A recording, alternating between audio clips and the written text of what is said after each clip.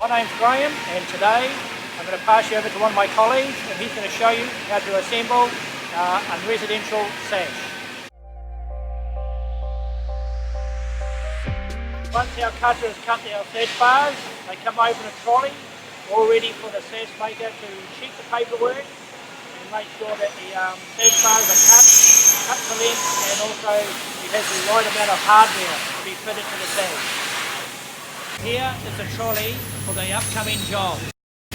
Once we have the paperwork, we will check to make sure we have the correct hardware under the job number, and that we follow the paperwork and looking for our glass, which is here on the paperwork, and also how many handles are fitted to the sash. This job is a metro window, and we're going to use a metro sash punch to punch our head and sill on our metro sashes.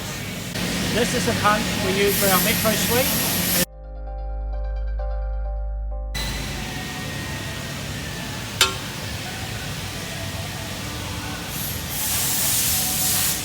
Holes for the screw port and drainage for the sill at both ends.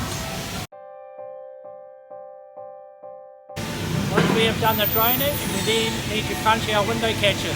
This is done too on the same machine, here and here. Once we know our size of our sash, this is done from a chart that we will read to let us know what size stay is to be fitted to the sash bar.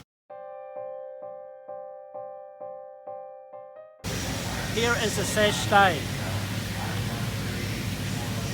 We are also to fit the backing rubber which goes onto the sash of this.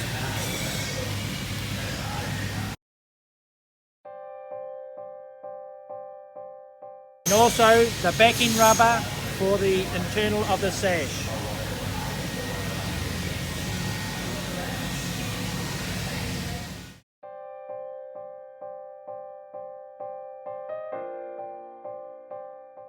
We also have to remember to put a wind loading sticker on the sash.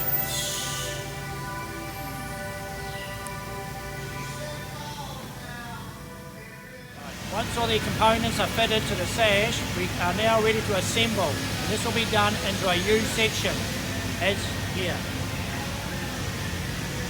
This will be done with an 8x20 screw. Here are our 8x20 screws.